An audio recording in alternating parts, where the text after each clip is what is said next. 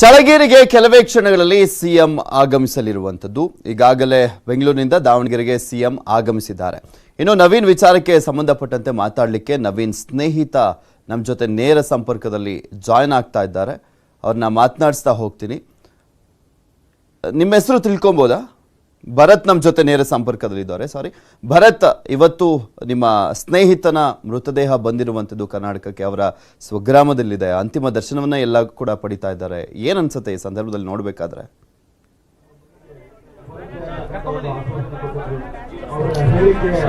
ಈ ತರ ನೋಡಕ್ಕೆ ನಮಗೆ ತುಂಬಾ ಬೇಜಾರಾಗ್ತಾ ಇದೆ ಸರ್.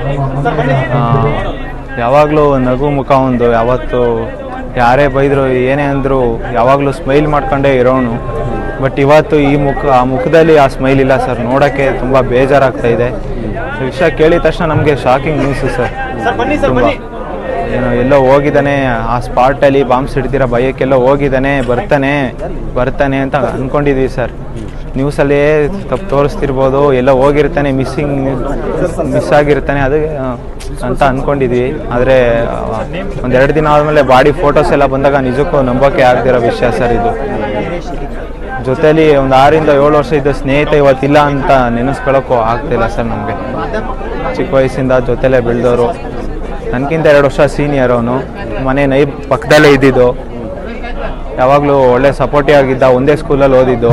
2 ವರ್ಷ ಸೀನಿಯರ್ ಆದರೂ ಅವನಿಗೆಲ್ಲ ನಮಗೆ 2 ವರ್ಷ ಸೀನಿಯರ್ ನಮಗೆ ಗೊತ್ತಿಲ್ಲದೆ ಇರೋದೆಲ್ಲ ಅವನಿಗೆ ಸ್ವಲ್ಪ ಗೊತ್ತಿತ್ತು. ನಾವು ಕೇಳಿದಾಗೆಲ್ಲ ಹೇಳ್ಕೊಡೋನು ಚೆನ್ನಾಗಿ. ಇನ್ನು ಬೆಳಗ್ಗೆ ಟೈಮ್ ವಾಕ್ ಹೋಗ್ತಾ ಇದ್ವಿ ಇಬ್ರು, ನಾನು ಅವನು. ಇನ್ನು ಸಂಜೆ ಟೈಮ್ ಗಲ್ಲಿ ಕ್ರಿಕೆಟ್ಸ್ ಆಡ್ತಾ ಇದ್ವಿ, ಎಲ್ಲ ಫ್ರೆಂಡ್ಸ್ ಎಲ್ಲ ಕ್ರಿಕೆಟ್ ಆಡ್ತಾ ಇದ್ವಿ. ಹೇಗಿರ್ತಿದ್ರು ಭರತ್ ನಿಮ್ಮ ಜೊತೆ ಎಲ್ಲ? ಇವತ್ತು ನಿಮ್ಮ ಜೊತೆ ಇದ್ದಂಥ ಸ್ನೇಹಿತನ್ನ ಕಳ್ಕೊಂಡಿದ್ದೀರಾ. ಹೌದೌದು ಸರ್. ಒಂದ್ಸತಿ ಹಿಂಗೆ ಕ್ರಿಕೆಟ್ ಆಡೋ ಟೈಮಲ್ಲಿ ನನ್ನ ಬ್ಯಾಟ್ನ ಹೊಡೆದಾಕ್ಬಿಟ್ಟಿದ್ದೆ ಸರ್. ಹೊಡೆದಾಕ್ಬಿಟ್ಟಿದ್ದೀನಲ್ಲ ಒಂದು ಬ್ಯಾಟ್ನ ಅಂದ್ಬಿಟ್ಟು ಅವನು ಅಮೌಂಟ್ ಕೊಡೋಕೆ ಬಂದಿದ್ದ ನನಗೆ. ತಗೋ ನೀನು ಬ್ಯಾಟ್ ಹೊಡೆದಾಕಿದ್ದೀನಲ್ಲ, ಇನ್ನೊಂದು ತಗೋ ಅಂದ್ಬಿಟ್ಟು. ಇಲ್ಲ ಕಣೋ, ಫ್ರೆಂಡ್ಶಿಪ್ಪಲ್ಲೆಲ್ಲ ಏನಕ್ಕೆ ಇದೆಲ್ಲ ಅಂತ ಅಂದಿದ್ವಿ ಸರ್. ಅವನು ಹೊಡೆದಾಕ್ಬಿಟ್ನಲ್ಲ ಅಂದ್ಬಿಟ್ಟು ಅವ್ನಿಗೆ ಬೇಜಾರಾಗ್ಬಿಟ್ಟು ನನಗೆ ಬ್ಯಾಟ್ ತಗೊಡೋಕೆ ಬಂದಿದ್ದ ಸರ್. ಇವಾಗ 5 months ಬ್ಯಾಕ್ ಕೂಡ ಬಂದಿದ್ದ.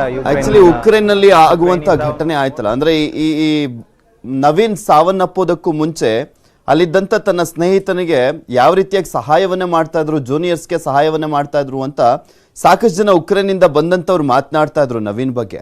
ಫಸ್ಟ್ ಇಂದನೂ ಇದೇ ರೀತಿಯಾದಂತ ಒಂದು ಸಹಾಯದ ಮನೋಭಾವನ ನವೀನ್ದು? ಹೌದು ಸರ್. ಹೌದು ಸರ್, ಹೌದು, ನಿಜಕ್ಕೂ ಹೌದು ಸರ್. ಯಾವಾಗಲೂ ಸಪೋರ್ಟ್ ಮಾಡೋನು ಸರ್ ಎಲ್ಲರಿಗೂ. ಏನೇ ಗೊತ್ತಿಲ್ಲ ಅಂದಿದ್ರು ಅವನು ಓದೋ ಟೈಮ್ ಇದ್ರು ನಮಗೆ ಟೈಮ್ ಕೊಟ್ಬಿಟ್ಟು ಹೇಳ್ಕೊಡ್ತಿದ್ದ ಸರ್ ಅವನು. ಅದು ಒಂದಿನ ಹಿಂಗೆ ಯುಕ್ರೇನಲ್ಲಿ ಈ ಥರ ಹಿಂಗೆ ವಾರ್ ಝೋನ್ ಎಲ್ಲ ಸ್ಟಾರ್ಟ್ ಆಗಿ ಹಿಂಗೆ ವಾರ್ ನಡೀತಿದೆ ಅಂತ ಗೊತ್ತಾದಾಗ ಸ್ಟೋರಿಗೆ ಆಗ್ತಾಯಿದ್ದ ಸರ್. ವಾಟ್ಸಪ್ಪು ಮತ್ತು ಇನ್ಸ್ಟಾಗ್ರಾಮ್ ಸ್ಟೋರಿಲಿ ಹಾಕೋನು, ನಾನು ಸೇಫ್ ಆಗಿದ್ದೀನಿ, ಯಾರು ಗಾಬರಿ ಆಗಬೇಡಿ, ಐ ಆಮ್ ಸೇಫ್ ಅಂದ್ಬಿಟ್ಟು ಎಲ್ಲ ಸ್ಟೋರಿಗೆ ಆಗ್ತಾಯಿದ್ದೆ ಸರ್. ಫೋನು ಕಾಂಟ್ಯಾಕ್ಟ್ ಸಿಗ್ತಾ ಇರಲಿಲ್ಲ ಜಾಸ್ತಿ, ಬಟ್ ಸ್ಟೋರಿ ಆಗ್ತಾ ಇದ್ನಲ್ಲ, ಸೇಫ್ ಆಗಿದ್ದಾನೆ ಅಂತ ಅನ್ಕೋತಾ ಇದ್ವಿ. ಆಮೇಲೆ ಒಂದಿನ ಅವತ್ತು ಅವನು ಎಕ್ಸ್ಪೈರ್ ಆಗೋದಕ್ಕಿಂತ ಮುಂಚೆ ಒಂದಿನ ನೈಟು ನಮ್ಮ ಸಿಸ್ಟರ್ ಮೆಸೇಜ್ ಮಾಡಿದರು. ಅವನು ಐ ಆಮ್ ಇನ್ ಸೇಫ್, ನಾನು ಸೇಫ್ ಆಗಿದ್ದೀನಿ ಅಂದ್ಬಿಟ್ಟು ರೀಪ್ಲೈ ಮಾಡಿದ್ದ ಅವನು. ಬೆಳಗ್ಗೆಗೆ ನೋಡಿದ್ರೆ ಈ ಥರ ಆಗಿದೆ. ನಮಗೆ ಒಂದು 2 ಗಂಟೆಲೇನೋ ವಿಷಯ ಗೊತ್ತಾಯಿತು. ಫ್ರೆಂಡ್ಸ್ ಎಲ್ಲ ಫೋನ್ ಮಾಡಿ ಹಿಂಗೆ ನ್ಯೂಸ್ ನೋಡು, ಹಿಂಗೆ ನವೀನ್ಗೆ ಈ ಥರ ಆಗಿದೆ ಅಂತ ನ್ಯೂಸ್ ಬಂತು. ನಮಗೆ ನಂಬೋಕ್ಕಾಗಿರಲಿಲ್ಲ. ಎಲ್ಲೋ ಹೋಗಿರ್ತಾನೆ, ಬರ್ತಾನೆ, ಎಲ್ಲೋ ಮಿಸ್ ಆಗಿದ್ದೇನೆ ಅಂತ ಅಂದ್ಕೊಂಡಿದ್ವಿ. ಬಟ್ ಬಾಡಿ ಎಲ್ಲ ನೋಡಿದ್ಮೇಲೆ ನಿಜ ಇವ್ನಿಗೆ ಈ ಥರ ಆಗಿದೆ. ಕೊನೆ ಬಾರಿ ನೋಡೋಕ್ಕೂ ಆಗ್ತಾ ಇಲ್ವಲ್ಲ ನಮ್ಮ ಕೈಲಿ ಅಂತ ಒಂದು ತುಂಬ ಬೇಜಾರಾಗಿತ್ತು ಸರ್. ತರಿಸ್ತಾರೋ ಇಲ್ವೋ, ಜನಗಳು ಬರೋಕ್ಕೆ ತುಂಬ ಕಷ್ಟ ಆಗ್ತಾ ಇದೆ ಇವಾಗ. ಅಲ್ಲಿ ಬಾಡಿನ ಎಲ್ಲಿ ತಗೊಬರ್ತಾರೆ ಏನೋ ಆ ಥರ ಇದ್ವಿ. ಆಮೇಲೆ ಇವಾಗ ಮೊನ್ನೆ ನ್ಯೂಸ್ ಗೊತ್ತಾಯಿತು, ನಾಡಿದ್ದು ತಗೊಬರ್ತಾ ಇದ್ದಾರೆ ಬಾಡಿನ ಅಂತ. ಗೊತ್ತಾದ ಕೂಡಲೇ ನಾವು ನೆನ್ನೆ ನೈಟು ನಾನು ಮತ್ತು ನನ್ನ ಫ್ರೆಂಡ್ ಇಬ್ಬರು ನೆನ್ನೆ ನೈಟೇ ಹೊರಟು ಬಂದ್ವಿ. ಬೆಳಗಿನ ಜಾವ 4 ಗಂಟೆಗೆ ಬಂದ್ವಿ ಸರ್, ಇಲ್ಲಿ ಊರಿಗೆ ಬಂದಿದ್ವಿ ಸರ್. ಭರತ್, ಚಿಕ್ಕ ವಯಸ್ಸಿಂದಲೂ ಕೂಡ ನವೀನ್ಗೆ ವೈದ್ಯನಾಗಬೇಕು ಅನ್ನುವಂಥ ಆಸೆ ಇತ್ತಾ? ಫಸ್ಟಿಂದನೂ ಕೂಡ ನಾನು ಡಾಕ್ಟರ್ ಆಗಬೇಕು ಅಂತಲೇ ಹೇಳ್ಕೊಳ್ತಾ ಇದ್ರ ಅವ್ರ ಆಸೆನ? ಹೌದು ಸರ್. ಅವನು ಡಾಕ್ಟರ್ ಆಗಬೇಕು ಅಂತ ಹಠದಿಂದನೇ ಸರ್ ಅವನು ಡಾಕ್ಟರ್ ಓದಕ್ಕೆ ಅಷ್ಟು ದೂರ ಹೋಗಿದ್ದು. ಆಮೇಲೆ ಅವ್ರ ಊರವರು ಕೂಡ 1-2-3 ಜನ ಅಲ್ಲಿ ಸ್ಟಡೀಸ್ ಮಾಡ್ತಿದ್ದಾರೆ ಅಂತ ಗೊತ್ತಿತ್ತು. ಇಲ್ಲೆಲ್ಲ ಪೇಮೆಂಟ್ ಜಾಸ್ತಿ ಇರೋದ್ ಕಾರಣ ಅವನು ಅಲ್ಲಿಗೆ ಹೋದ. ಆಮೇಲೆ ಅಲ್ಲಿ ನಿಂಜನಗೂಡಲ್ಲಿ ನಮ್ಮ ಪಕ್ಕದ ಮನೆಯವ್ರು ಒಬ್ರು ಅಂಕಲ್ ನನ್ನ ಮಗಳನ್ನ ಕಳಿಸ್ತಾ ಅಲ್ಲಿ ಓದ್ಬೋದಾ, ಎಲ್ಲ ಫೆಸಿಲಿಟೀಸ್ ಇದೆಯಾ ಅಂದ್ಬಿಟ್ಟು ಕೇಳಿದ್ರು ಅವರು.